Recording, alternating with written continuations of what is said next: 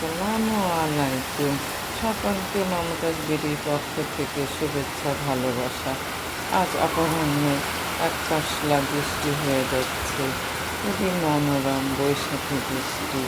চৈত্রের খর তাপে আমাদের যে জনজীবনের যে দুর্দশা হয়েছিল তা এখন সেটা ধুয়ে মুছে বৈশাখী বৃষ্টি আমাদেরকে প্রফুল্ল করে দিয়েছে।